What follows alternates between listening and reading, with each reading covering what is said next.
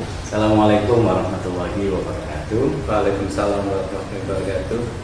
Terima kasih Bapak atas waktu yang diberikan kepada saya. Mohon izin saya Didin Rosyadi, calon guru penggerak angkatan 6 dari SMK Negeri 1 di Sampean. Mohon izin Bapak bisa memperkenalkan diri dulu. Ya, terima kasih. Perkenalkan, saya nama Samsul Anang, Kepala SMK Negeri 1 7 Sampean Gresik.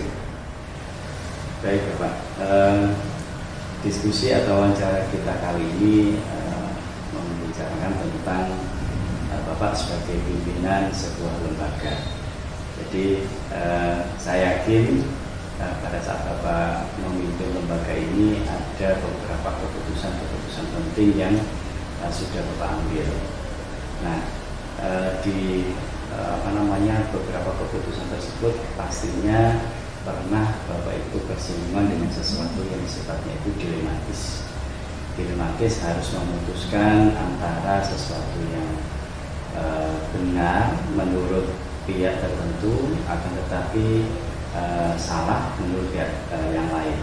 Pada kesempatan kali ini barangkali Pak Samsul bisa bercerita, mungkin ada nggak kira-kira ada salah satu contoh kejadian yang mungkin menurut Pak Samsul itu termasuk dalam kejadian yang dilematis. Ya. Terima kasih Pak Didin atas pertanyaannya. Jadi memang selama saya menjabat pimpinan di SMK Negeri Sampean ini ada beberapa keputusan yang sifatnya dilematis ya. Artinya di dalam hati kadang-kadang nggak ego ya, tapi itu memang sudah ditegakkan aturan di sekolah. Jadi salah satunya saya ambil contoh, misalkan beberapa kasus atau ada anak yang misalkan sudah tidak bisa mengikuti peraturan tata tertib sekolah ya, dan keputusan akhirnya adalah kita kembalikan ke orang tua. Nah, ini memang di salah satu pihak kami dari Dinas Pendidikan atau unit satuan pendidikan ini mendidik atau membina anak. Artinya anak-anak itu perlu kita didik, kita ajari dengan baik, kita bina supaya menjadi anak-anak yang lebih baik. Tetapi di satu pihak kita juga punya peraturan sekolah, tata tertib sekolah. Nah, oleh sebab itu kadang-kadang ada dilema yang itu yang bertentangan. Kadang-kadang di satu pihak kita kepingin merekrut anak itu tetap melanjutkan pendidikan supaya anak itu bisa nanti sampai dengan lulus selesai dari sekolah ini. Tetapi di satu pihak kita juga punya peraturan yang harus juga ditegakkan, sebab untuk istilahnya jangan sampai 1-2 anak ini bisa membuat yang lain mengikuti seperti itu, akhirnya kondisinya mungkin tidak baik bagi lembaga. Jadi salah satunya itu ya yang kadang-kadang kita agak dilematis ya. Di satu pihak kita kepingin anak ini tetap melanjutkan di satu sekolah, tetapi dengan aturan yang sudah berlaku dan sudah melalui tahapan-tahapan yang sudah dilalui, memang artinya kita kembalikan sampai artinya orang tua itu sudah memahami dan memang legowo dengan kondisi putra-putrinya seperti itu. Jadi kita tidak sampai memaksakan. Nah, oleh sebab itu kita punya tahapan, tidak langsung mendadak yang membuat orang tua wali murid kaget. Jadi tahapan-tahapan yang ada di sekolah kita sudah kita ikuti.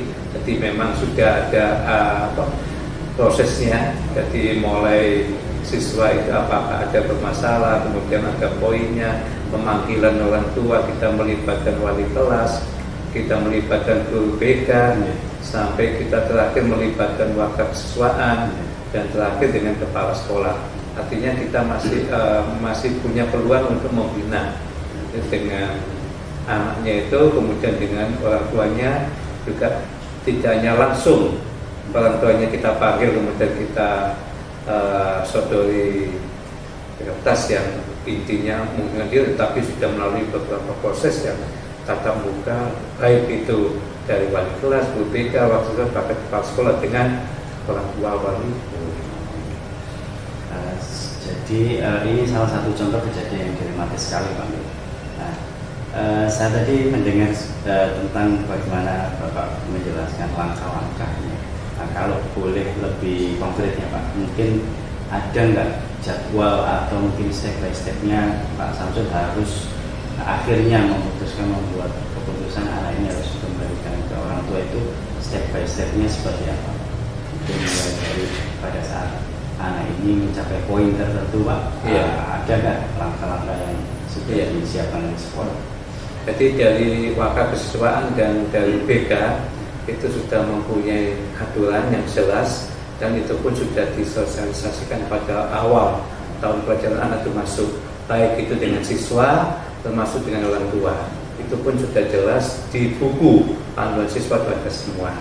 Artinya dari step-step tahapan itu apabila dilanggar, nanti tahapannya adalah pertama katakanlah melakukan pemanggilan orang tua.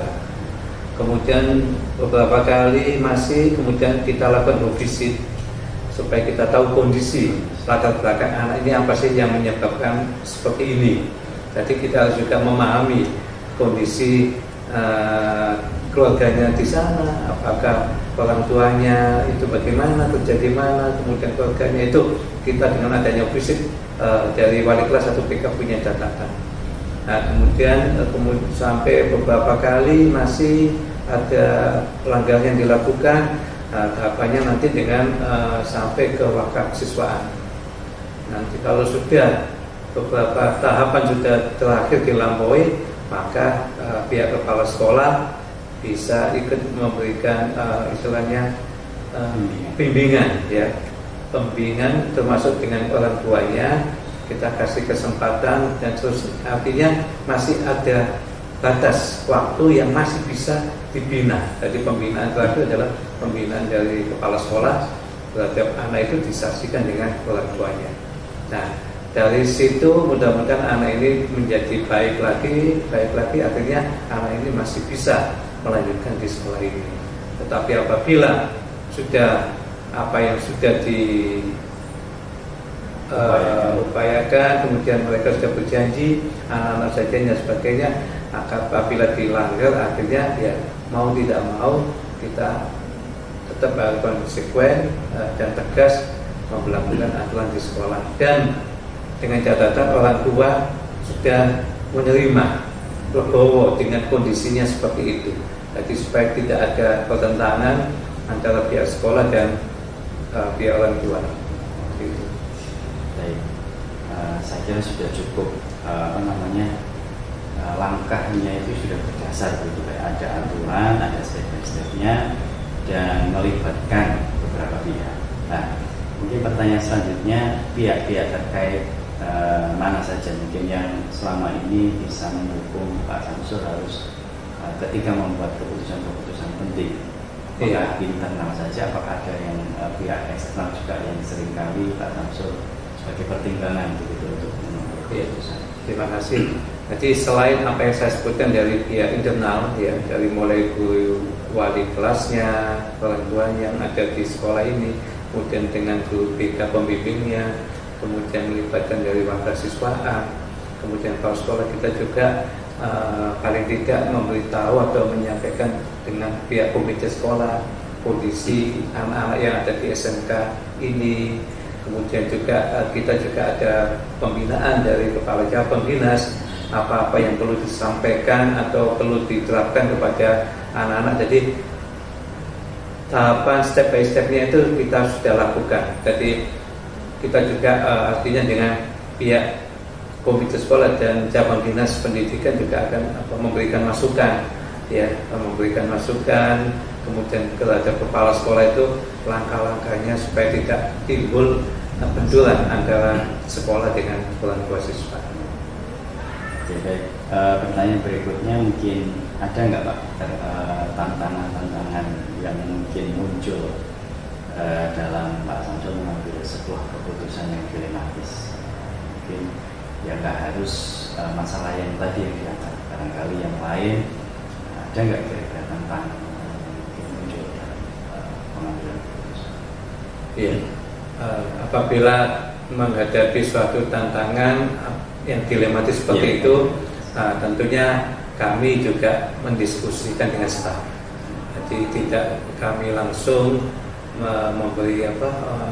memberikan instruksi langsung, tapi kami mengajak diskusi dengan staf-staf kami. Ya, apabila ada sesuatu seperti ini, kita beri kesempatan ke teman-teman, terutama di Wakasek ya, wakil kita memberikan masukan sebaiknya seperti apa tindakan. Jadi kita tidak langsung. Jadi suatu saat memang ada yang dari pimpinan dan kepala sekolah harus memang melakukan ya, tetapi kalau yang bisa didiskusikan bisa kita lakukan bersama, termasuk pendelegasian.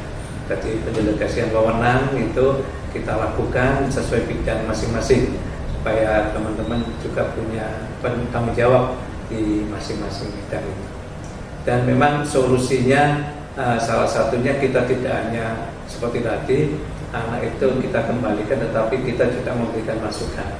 Artinya masukan jangan selesai dari sini, anak ini akhirnya nanti terbengkalai, tidak sekolah dan sebagainya, nanti menjadi khawatir nanti ada kegiatan yang tidak diinginkan.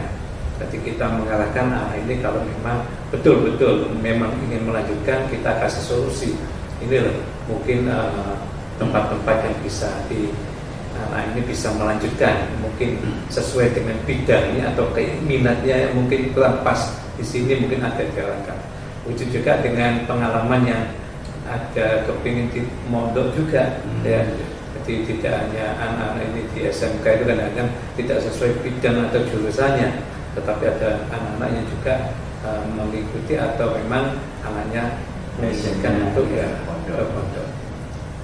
Jadi contoh kasus yang tadi itu berarti dari pihak sekolah juga sudah memberikan alternatif yang mungkin bisa diambil oleh orang tua lah ya, keberlanjutan pendidikan anak tersebut. Jadi kita ngasih juga jalan keluarnya. Jadi solusinya mungkin seperti ini. Jadi kalau memang anak-anak itu kepingin melanjutkan nanti setelah dari sini seperti kelas 12, mungkin nanti kalau bisa melakukan kejar paket C, artinya sama nanti begitu, cuma di sana kan mereka agak bebas, artinya waktunya mungkin selama ini kalau di sini mulai pagi tertentu dan sebagainya. Kalau di sana mungkin nanti anak-anak itu yang paginya bisa membantu orang tua, mungkin ada jadwal-jadwal tertentu yang bisa dikejar paket C dan seterusnya, seperti itu. Ya.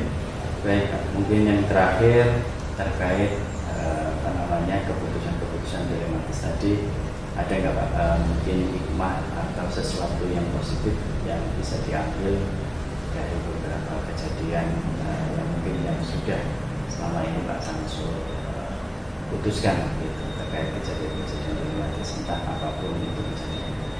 Iya. Jadi artinya setelah ada kejadian-kejadian itu tentu ada hikmahnya, pembelajaran untuk kita. Jadi artinya apa yang perlu kita lakukan supaya kejadian itu tidak akan terulang kembali. Nah itu yang kita membuat tindak lanjut di awal ya, katakanlah kalau dengan siswa. Nah oleh sebab itu kita melibatkan pihak-pihak yang lebih artinya lebih, wali kelas itu lebih perhatian untuk ke anak-anaknya, kemudian pantauan bapak ibu guru yang lain juga sama-sama peduli memantau anak-anaknya supaya anak ini tidak sampai melanggar peraturan dan sebagainya. Jadi tentu ada hikmahnya, dan hikmah itu akan kita evaluasi ya, tindak lanjutnya itu akan kita lakukan di tahun yang akan datang, supaya nanti di tahun-tahun ini sudah lebih baik daripada yang tahun-tahun yang lalu. Demikian. Baik, Pak Samsul, terima kasih sekali lagi atas sharingnya hari ini, berdiskusi tentang keputusan-keputusan seorang pemimpin atau pimpinan. Terima kasih. Dari saya, Assalamualaikum warahmatullahi wabarakatuh. Waalaikumsalam warahmatullahi wabarakatuh.